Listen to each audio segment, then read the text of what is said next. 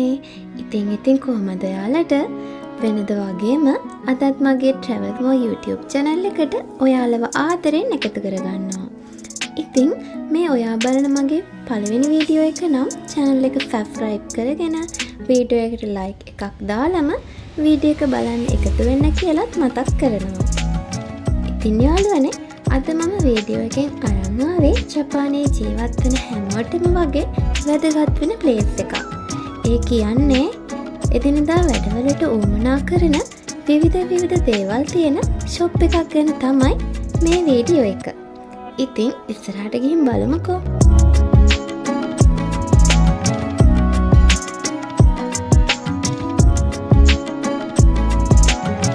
ඉතින් අද මම ආවේ ජපානයේ තියෙන යෙන්සියේ ෂොප් එකකට. මේ ෂොප්ස් වලට දයිසෝ කියලාත් කියනවා. මේ වගේ ෂොප්ස් වලට ගියහම පේන්නේ හරියට ලොකු සුපර් මාකට් එකක් වගේ. ඒත් මේක ස්පෙෂල් වෙන එක රීසන් එකක් නිසා. මේකේ තියෙන ගොඩක් අයිටම්ස් වර්ග එකම ප්‍රයිස් එකකට. ඒ කියන්නේ yen 100යි වගේ අඩු ගානකට ගන්න පුළුවන් එක. yen 100ක් කියන්නේ ජපනීස් කරන්සි වලින් ලොකු ගානක් නෙවෙයි. හැබැයි මේක ශ්‍රී ලංකන් රුපීස් වලට කන්වර්ට් කරාම පොඩ්ඩක් වෙනස් වෙනවා. ඒත් හරියටම බැලුවොත් මේක ගොඩක් පොඩි ප්‍රයිස් එකක්. ස්පෙෂලි මේ වගේ ක්වොලිටි අයිටම්ස් වලට. ඒක තමයි මේක ස්පෙෂල් වෙන්නේ. අපි හිතන්නේ ලෝ ප්‍රයිස් නම් ක්වොලිටි එක අඩුයි කියලානේ. නමුත් ජපාන් වල ඒක පොඩ්ඩක් වෙනස්.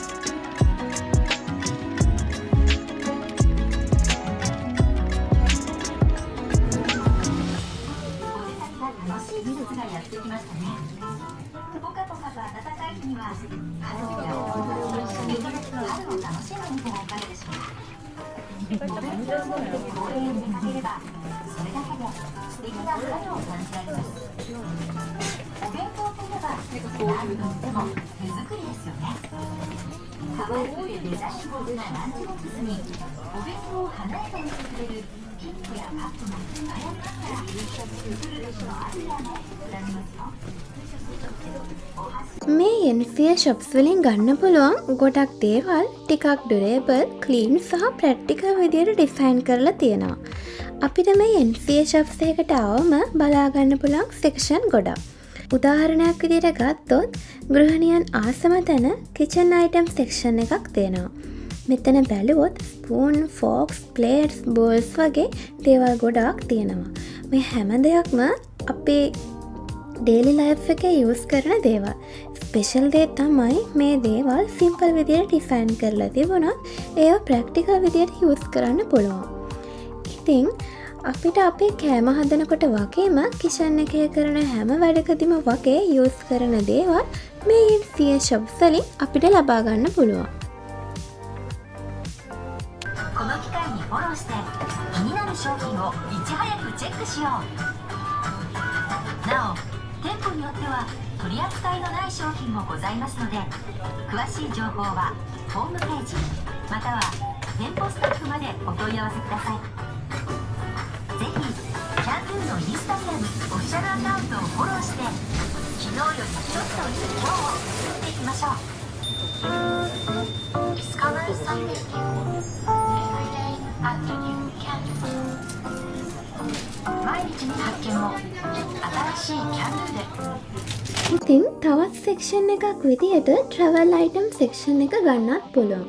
මේ තැනට ගිහිල්ලා බැලුවම small bags, cable holders, bottle holders වගේ දේවල් තියෙනවා. මේ වගේ දේවල් travel කරන අයට ගොඩාක් useful. travel bag එක ඇතුළට ටිඩි විදියට දේවල් තියාගන්නත් ලොකු help එකක් වෙනවා. ස්පෙෂලි ජපාන් වගේ රටක travel කරද්දී ඕගනයිසේෂන් එක ගොඩාක් ඉම්පෝටන්ට් නිසා මේ වගේ items ගොඩාක් ප්‍රොපියුලර්. ඒ වගේම තවත් cleaning item section එකකුත් තියෙනවා. මේ section එකේ තියෙනවා brush, washing powder වගේ cleaning වැඩවලට අවශ්‍ය කරන ගොඩාක් items වර්ග. ජපාන් වල මිනිස්සු clean lines එක ගොඩාක් value කරනවා. ඒ නිසා මේ වගේ low price cleaning items ගොඩාක් demand තියෙනවා. හරියට බැලුවොත් මේ දේවල් simple වුණත් everyday හැම දෙයකටම හරියට match වෙනවා. මේ area එකේදී මට made by Sri Lankan items වර්ගත් හම්බ වුණා.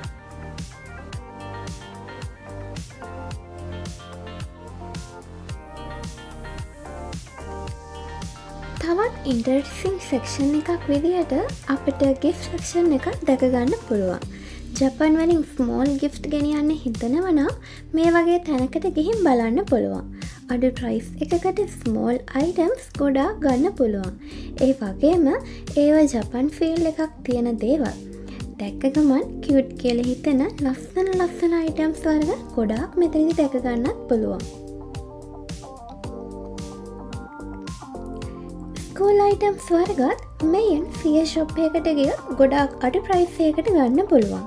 සාමාන්‍යයෙන් නෝමල් ෂොප්ස් වලින් එක පොතක් ගන්න වියදම් කරන ගානෙන් මේන් ෆිය ෂොප් එකෙන් අයිටම්ස් 4-5ක්ම ගන්න පුළුවන්. පාට පෑන් වර්ග, හයිලයිට් පෑන්, පැන්සල්, මකන මේ හැම දෙයක්ම මෙතන තියෙනවා. ජපානයේ පාසල් යන ළමයිතුත් මේ ෂොප්ස් වලින්ම තමයි ගොඩක් වෙලාවට මේ අයිටම්ස් වර්ගත් මිලදී ගන්නේ.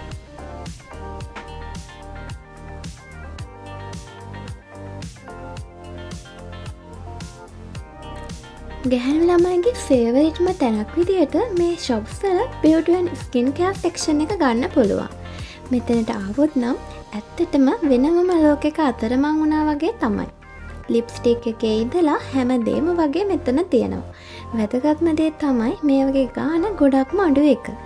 ඊට අමතරව තවත් ලස්සන කොණ්ඩ කටු, කොණ්ඩ බෝල්, මාල, ෆේක් නෙල්ස් එහෙමත් මෙතන තියෙනවා. ඊළඟට තියෙන තවත් සෙක්ෂන් එකක් තමයි හෝම් ඩෙකෝර් සෙක්ෂන් එක. ගෙදර ලස්සනට තියාගන්න වගේම පිළිවෙලට තියාගන්නත් උදව් වෙනවා මෙතන තියෙන අයිටම්ස් වර්ග. ගෙදර තියෙන චූටි අයිටම්ස් වර්ග පිළිවෙලට පැක් කරලා තියාගන්න බොක්සස් වගේම ගෙදර සුවද වෙන්න තියෙන හදුම්කුරු වගේ අයිටම්ස් වගේම ඉටිපන්දම් වර්ග මෙතනින් ගන්න පුළුවන්. ඒ වගේම පිත්ති පෙන්සිලි වගේ දේවල් තියෙනවා මෙතන. ඇත්තට මෙතන තියෙන පොඩි ඩෙකරේෂන් වලින්ම රූම් එකක් කොසී ලුක් එකක් ගන්න පුළුවන්. මේව සිම්පල් වුණාට බියුටිෆුල් ෆීලිං එකක් තියෙනවා.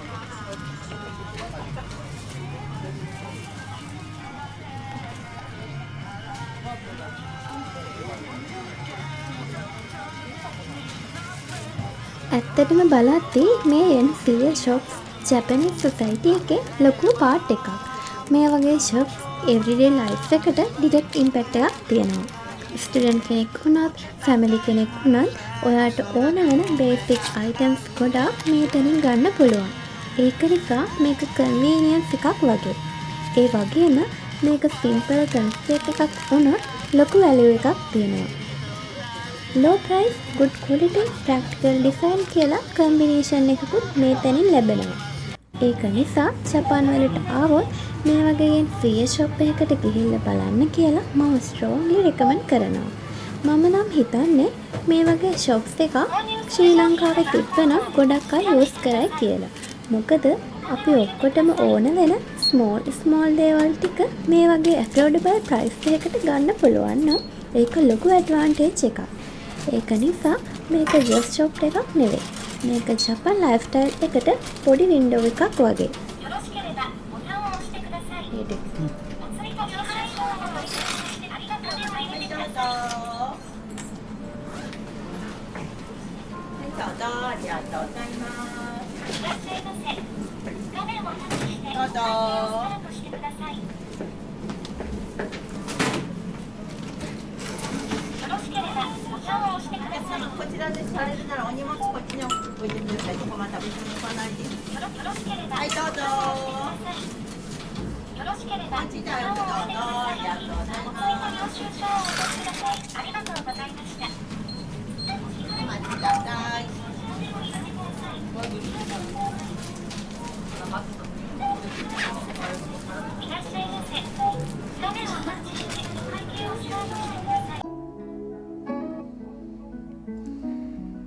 ඉතින් මේ එන්සිය ෂොප් එකකට ආවොත් ආයෙ යන්නවත් මතක් වෙන්නේ නැති තරම්.